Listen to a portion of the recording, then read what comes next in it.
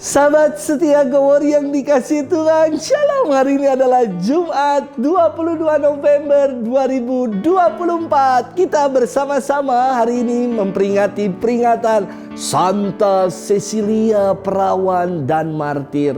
Cecilia hidup pada awal gereja. Ia adalah seorang gadis cantik rupawan dari kalangan bangsawan Romawi dan menjadi pengikut Kristus. Sejak kecil, Cecilia telah mempersembahkan diri seutuhnya untuk menjadi mempelai Kristus, dan ia menjalani hidup selibat menjaga kemurniannya. Ketika dewasa, ayahnya mengawinkan Cecilia dengan seorang bangsawan bernama Valerian. Valerian ini pemuda yang baik dan jujur, namun masih kafir. Seusai acara perkawinan, Cecilia mengungkapkan isi hatinya kepada Valerian. Ia berkata, "Aku punya suatu rahasia yang aku mohon agar engkau tetap menerima aku sebagai istrimu. Engkau harus tahu bahwa aku telah berkaul untuk mempersembahkan kesucianku kepada Kristus, dan aku mempunyai malaikat yang selalu menjaga aku. Jika engkau berani menodai dan menyentuh aku, maka malaikat pelindungku akan marah dan engkau akan menderita. Tetapi kalau engkau menghormati kesucianku, maka malaikat pelindungku akan mencintai engkau sebagaimana dia mencintai aku." Valerian tentu berkata sebagai seorang laki-laki yang rasional, ia mengatakan, "Tunjukkanlah kepadaku malaikatmu. Jika aku melihatnya, maka aku akan mengabulkan permintaanmu." Cecilia balik menantang Valerian dengan mengatakan, "Jika engkau hendak melihat malaikat pelindungku, engkau harus percaya kepada Allah dan memberi dirimu dibaptis." Menyaksikan hidup Cecilia yang penuh dengan iman dan kesucian, Valerian akhirnya memberi diri untuk dibaptis. Dan setelah dibaptis, ia mendapati Cecilia yang sedang berdoa dan didampingi oleh malaikat-malaikat pelindungnya. Dan malaikat itu sedang berbicara kepada Cecilia. Menyaksikan hal itu, malaikat pelindung Cecilia memberikan mahkota kepada Cecilia juga kepada Valerian dengan mahkota untayan bunga yang harum. Suatu hari mereka ditangkap dan diminta untuk menyangkal iman mereka. Cecilia dibakar hidup-hidup, tetapi api tidak pernah membakar dirinya yang selalu menyanyikan kidung Mazmur. Akhirnya Cecilia dipenggal hingga wafat. Santa Cecilia diangkat menjadi pelindung paduan suara gereja dan para musisi gerejawi. Hari ini kita akan bersama-sama mendengarkan firman Tuhan yang diambil dari Injil Lukas 19 ayat 45 sampai dengan 48. Mari kita siapkan hati kita. Haleluya, haleluya, haleluya. Domba-dombaku mendengarkan suaraku, sabda Tuhan.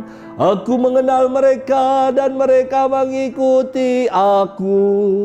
Haleluya, haleluya, haleluya. Tuhan bersamamu dan bersama rohmu. Inilah Injil suci menurut Lukas, dimuliakanlah Tuhan. Pada waktu itu Yesus tiba di Yerusalem dan masuk ke bait Allah. Maka mulailah ia mengusir semua pedagang di situ. Ia berkata, "Ada tertulis rumahku adalah rumah doa, tetapi kalian telah menjadikannya sarang penyamun." Tiap-tiap hari Yesus mengajar di bait Allah. Para imam kepala dan ahli Taurat serta orang-orang terkemuka bangsa Israel berusaha membinasakan Yesus. Tetapi mereka tidak tahu bagaimana harus melakukannya, sebab seluruh rakyat terpikat kepadanya dan ingin mendengarkan Dia. Demikianlah sabda Tuhan. Terpujilah Kristus. Sahabat setia Gowor yang dikasihi Tuhan, shalom, salam sehat, penuh sukacita dan berlimpah berkat untuk kita semua. Saya kira di setiap gereja hari-hari ini sudah pada sibuk dengan persiapan Natal. Mulai gereja-gereja didekorasi dengan dekorasi Natal, mungkin ornamen-ornamen Natal sudah banyak di depan gereja atau di mana-mana dipenuhi dengan hiasan-hiasan Natal karena Natal 1 bulan lagi. Namun segalanya sudah disiapkan sejak dari sekarang.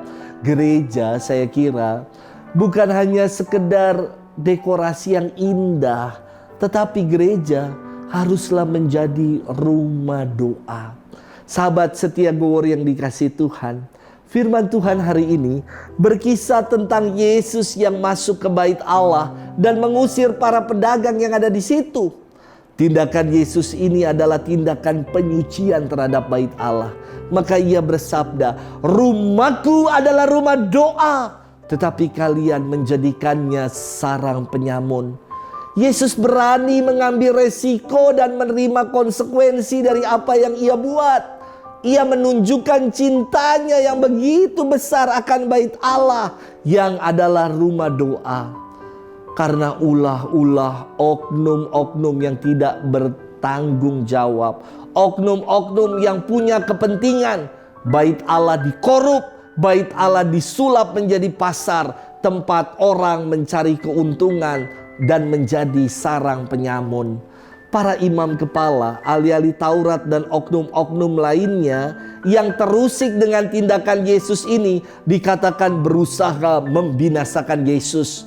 Namun mereka tidak tahu bagaimana harus melakukannya karena seluruh rakyat terpikat dan ingin mendengarkan Yesus. Yang dilakukan Yesus adalah yang benar, yang tepat dan yang baik. Namun mengalami penolakan, bahkan nyawanya menjadi ancaman, menjadi taruhan atas kebenaran yang ia perjuangkan. Sahabat setia Gowor yang dikasihi Tuhan, terkadang dalam hidup kita takut dan menjadi ciut untuk mewartakan kebenaran dan memperjuangkan kebenaran di tengah-tengah kehidupan. Gereja adalah kita, dan gereja adalah persekutuan umat beriman yang dipanggil untuk memperjuangkan dan mewartakan kebenaran. Jadi, jangan hanya gereja itu eksklusif. Jangan hanya komunitas kita menjadi komunitas dengan privilege tertentu. Tapi marilah kita menjadi komunitas-komunitas inklusif. Komunitas-komunitas yang berani menyuarakan kebenaran di tengah kehidupan ini. Selamat bermenung. Tuhan memberkati kita selalu.